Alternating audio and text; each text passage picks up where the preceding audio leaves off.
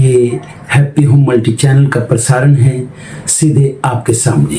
Focus Hindustan Mumbai news channel पर आप सभी का स्वागत। मैं हूं माजिद सिद्दीकी। दुआ सलाम आदाब, जय भीम। हक और हकीकत को बताने वाले खामोश बैठे हैं, सच बोलने वाले पर इल्ज़ाम। आने वाला वक्त ही बताएगा। वीडियो को आखिर तक देखिए। सबसे पहले फोकस हिंदुस्तान को सब्सक्राइब करें, लाइक करें, शेयर करें और अपने कमेंट जरूर भेजें। समाज को जगाने के लिए आपकी ज़रूरत है। मैं फिर आऊँगा ताज़ा खबरों को लेकर। माजिद सिद्दीकी, जय हिंद।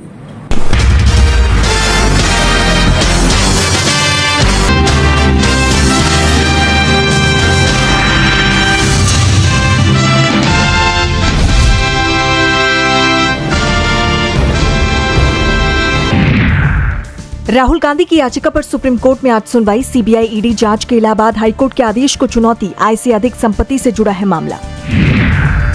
गोवा दौरे पर कांग्रेस अध्यक्ष मल्लिकार्जुन खड़गे शाम 4 बजे जनता के बीच पहुंचेंगे, जनसभा को करेंगे संबोधित।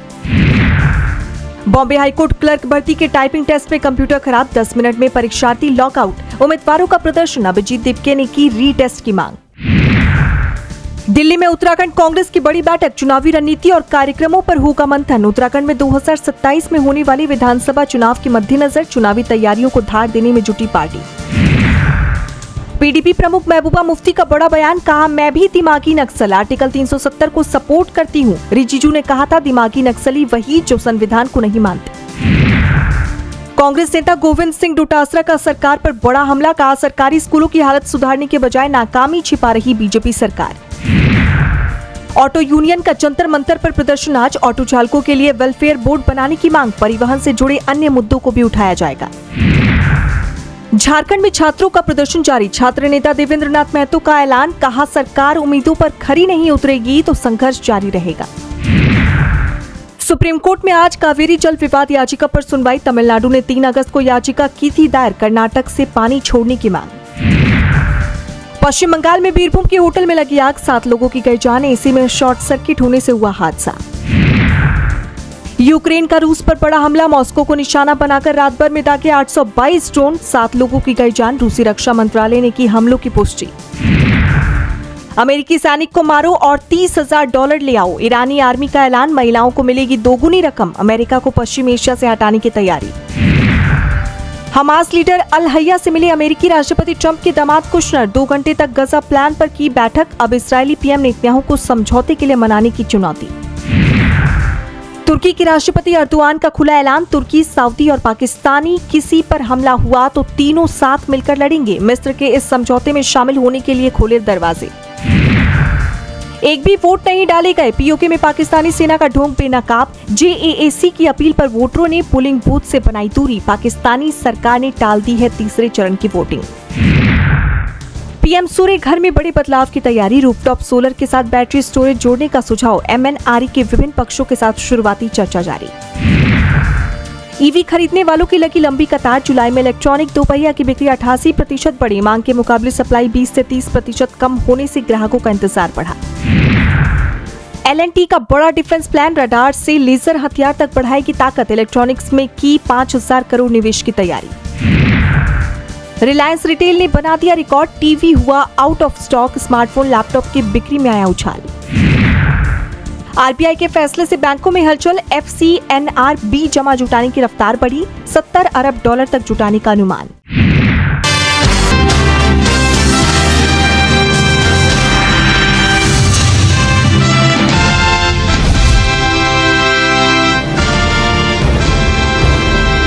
महाराष्ट्र के रायगढ़ से वाराणसी आया एक परिवार काशी विश्वनाथ में आकर खत्म हो गया। पिता विशाल मुखर्जी उम्र 56 साल की मौत के बाद उनकी पत्नी जया मुखर्जी 51 साल और बेटे ईशान 26 साल बेमृत पाए गए। तीनों का अंतिम संस्कार वाराणसी में एक साथ किया गया। क्या है पूरा मामला, आइए तफसील से जानते हैं। बताया जा रहा है कि परिवार 7 अगस्त को वाराणसी पहुंचा था। परिवार ने काशी के मंदिरों में दर्शन पूजन किया और इसके बाद अपने होम स्टे में वापस लौट गए।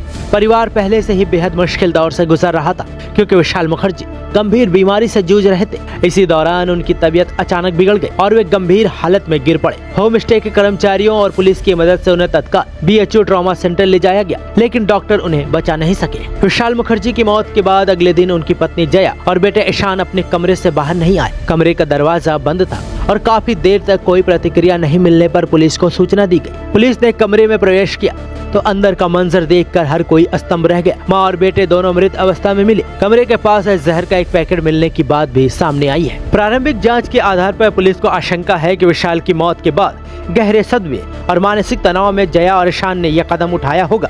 हालांकि पुलिस ने अभी इसे अंतिम फैसले के तौर पर घोषित नहीं किया है। मौत की वास्तविक वजह साफ करने के लिए पुलिस मामले की जाँच कर रही है और घटना स्थल से मिले सबूतों को भी जाँच का हिस्सा बनाया गया है।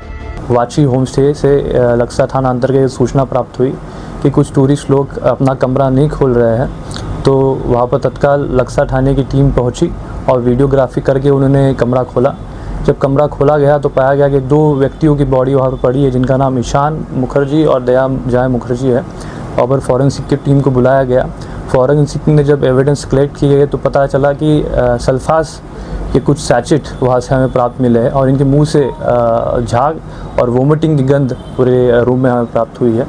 जब और इसमें इंक्वायरी की गई तो पता चला कि कल रात 12 बजे के आसपास ईशान के जो पिताजी है विशाल मुखर्जी, इनकी तबीयत ख़राब हुई थी और इनको BHU ट्रॉमा सेंटर एडमिट कराया गया था। तो इसमें यही लग रहा है कि अपने पिताजी की तबीयत ख़राब होते हुए देख के इन्होंने आज ये कदम उठाया है। इस पूरी घटना ने कई सवाल भी खड़े किए हैं। आखिर ऐसा क्या हुआ कि काशी दर्शन के लिए आया एक परिवार एक दिन के भीतर तीनों मौतों की त्रासदी में बदल गया? क्या विशाल की बीमारी और अचानक हुई मौत ने माँ बेटे को इतना गहरा सदमा दिया कि उन्होंने अपनी जिंदगी खत्म करने का फैसला कर लिया, या इस घटना के पीछे कोई और वजह थी? इन सवालों के जवाब जांच पूरी होने के बाद ही सामने आएंगे। इस घटना का सबसे मार्मिक पहलू ये है कि जिस परिवार ने 7 अगस्त को काशी में साथ पूजा की, उसी परिवार के 3 सदस्यों का अंतिम संस्कार भी वाराणसी में एक साथ हुआ। एक परिवार जो धार्मिक यात्रा और आशीर्वाद की तलाश में महाराष्ट्र से काशी आया था, उसकी यात्रा 3 चिताओं में जाकर खत्म हुई। हालांकि पुलिस की शुरुआती आशंका आत्महत्या की ओर इशारा करती है, लेकिन बिना जांच पूरी हुए किसी फैसले तक पहुंचना सही नहीं होगा। पुलिस के लिए अब जरूरी है कि घटना स्थल के सभी सबूतों, मेडिकल रिपोर्ट, पोस्टमार्टम और परिवार से जुड़े अन्य पहलुओं की जाँच की जाए, ताकि तीनों मौतों की वास्तविक परिस्थितियां साफ हो सके। काशी को लोग मोक्ष की नगरी कहते हैं, लेकिन इस परिवार की कहानी में मोक्ष की तलाश के बीच ऐसा दुख सामने आया जिसे शायद शब्दों में बयां करना भी मुश्किल है। एक पिता की मौत और उसके अगले ही दिन माँ बेटे की मौत, एक परिवार, 3 जिंदगियां और एक ऐसी त्रासदी जिसने वाराणसी आने की उनकी पूरी यात्रा को मातम में बदल दिया। आप इस पूरी घटना पर क्या सोचते हैं? अपनी राय हमें कमेंट्स बॉक्स में जरूर दें।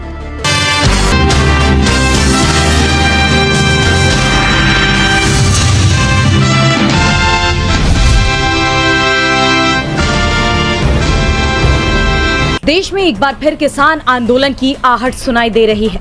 पंजाब हरियाणा के खनौरी बॉर्डर पर किसानों की भीड़ उमड़ पड़ी है।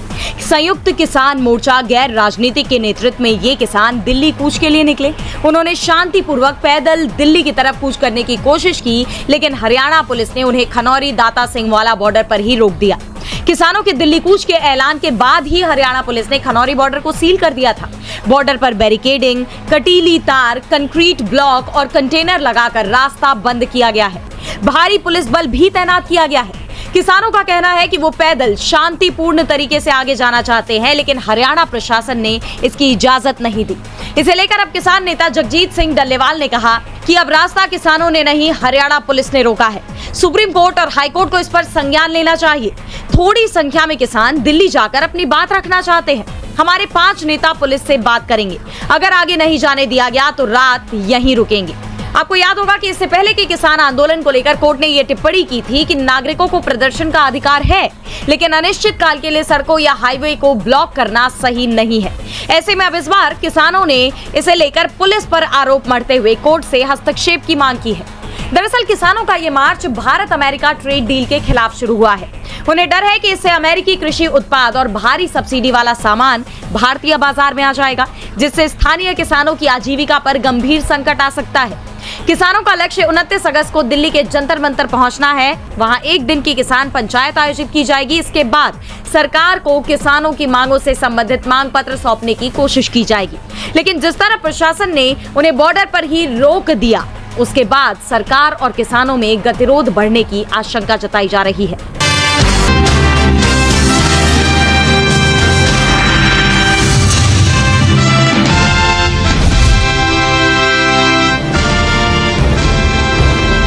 सीजे सूर्यकांत का युवाओं को कॉकरोच कहना उन पर भारी पड़ गया है। आज भी जगह जगह उन्हें युवाओं के गुस्से का सामना करना पड़ रहा है।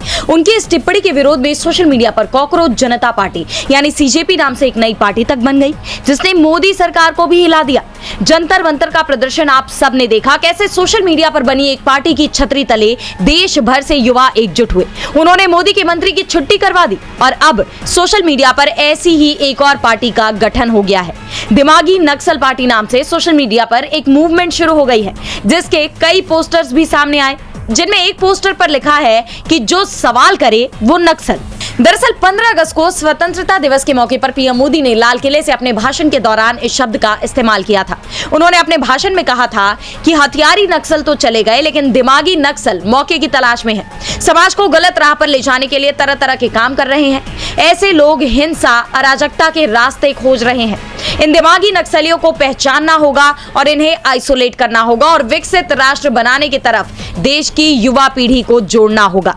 यहाँ जिस तरह उन्होंने अपने बयान में युवाओं का जिक्र करते हुए दिमागी नक्सल शब्द का इस्तेमाल किया, उस पर बवाल मच गया। विपक्ष का कहना है कि इन शब्दों के साथ पीएम ने अपने विरोधियों पर निशाना साधने की कोशिश की है।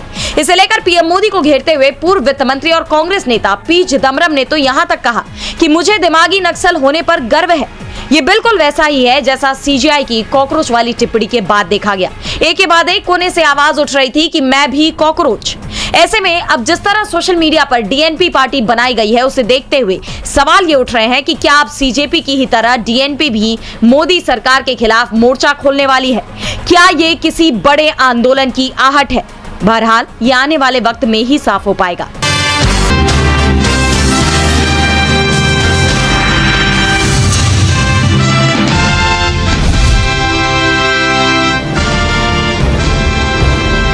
उत्तर प्रदेश विधानसभा चुनावों में अभी वक्त है, लेकिन समाजवादी पार्टी के मुखिया अखिलेश यादव अभी से चुनावी मोड में आ गए हैं। अखिलेश ने जनता के बीच जाना, उन तक अपनी बातें पहुंचाना शुरू कर दिया है।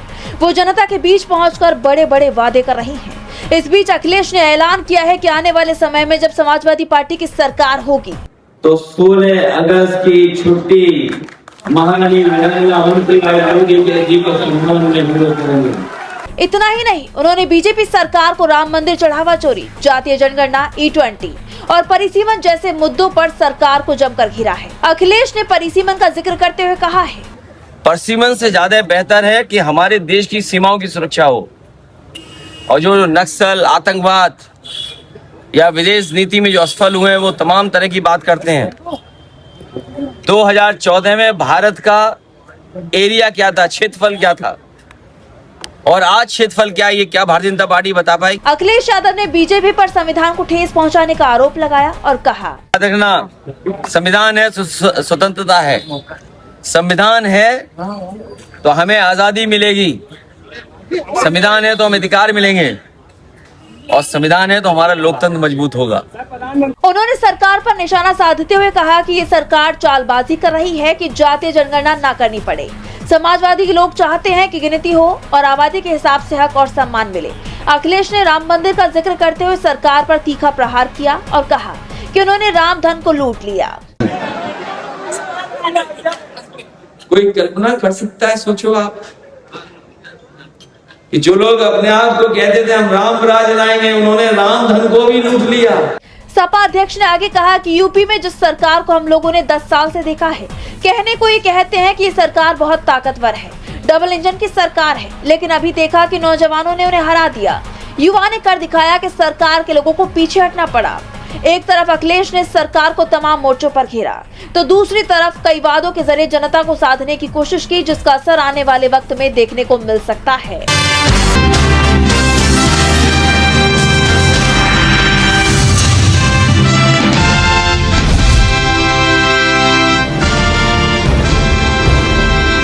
आज जो यहाँ पे जो स्टूडेंट के एग्जाम में थोड़ा सा देरी हुई है, काफी सारे बच्चे दिख रहे हैं, आपकी क्या बातचीत हुई है बच्चों से? अभी इन स्टूडेंट्स ने मुझे बताया कि इनकी सुबह हाईकोर्ट की एग्जाम थी और जैसे ये लोग एग्जाम देने बैठे तो पता चला कि किसी का माउस नहीं काम कर रहा है, किसी का कीबोर्ड नहीं काम कर रहा है और 10 मिनट के अंदर majority of the students log out हो गए और उसके बाद सबको फेल कर दिया गया।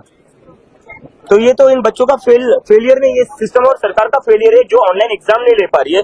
उसके बावजूद भी इतने सारे जो यहाँ पर सैकड़ों बच्चों को एक साथ फेल कर दिया इन लोगों ने। और जब इन लोगों ने कंप्लेन करी जो अथॉरिटीज है अंदर, तो उन अथॉरिटीज ने कहा कि इन बच्चों में अक्ल नहीं, एग्जाम कैसे दी जाती है। तो अथॉरिटीज में इतनी ज्यादा अक्ल है इन बच्चों से, तो अपनी अक्ल का थोड़ा इस्तेमाल करते, पहले से अच्छे कंप्यूटर्स लगा देते, पहले से ही फंक्शनिंग कीबोर्ड लगा देते, पहले से ही जो सर्वर है वो ठीक कर देते अगर इनमें इतनी ज्यादा अक्ल है तो।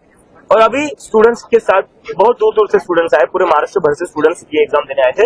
अभी मैंने बात करी तो कोई अमरावती से आया है, कोई बीड से आया है, कोई लातूर से आया है, अंबेजोगाई से आया है। तो ये बच्चे कहाँ जाएंगे, अब क्या करेंगे?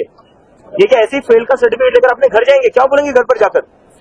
कोई बता रहा है 6-6, 7-7 महीने से प्रिपेयर कर रहे थे एग्जाम के लिए, अब घर जाकर क्या दिखाएंगे मुंह माँ बाप को कि मैं फेल हो गया एग्जाम में, और एग्जाम में क्यों फेल हो गया? सर्वर काम नहीं कर रहा था। तो ये सरकार की गलती है। अंदर जो भी बैठा है, मुझे बताया गया कि डिस्ट्रिक्ट कोर्ट के जज बैठे, वो बाहर आए, रिटर्न में दे कि एग्जामिनेशन फिर से होगी और अब आज जो कंप्यूटर्स थे उन कंप्यूटर्स पर नहीं होगी। इसके बाद ये ऐसा फिर से हाल होना नहीं चाहिए। बच्चों का भविष्य दांव पर लगा हुआ है। आपकी उनसे कोई बात हुई? अभी उनको ये बच्चे बात करने गए थे तो उन्होंने उनकी अकल निकाली कि इनमें अकल नहीं है।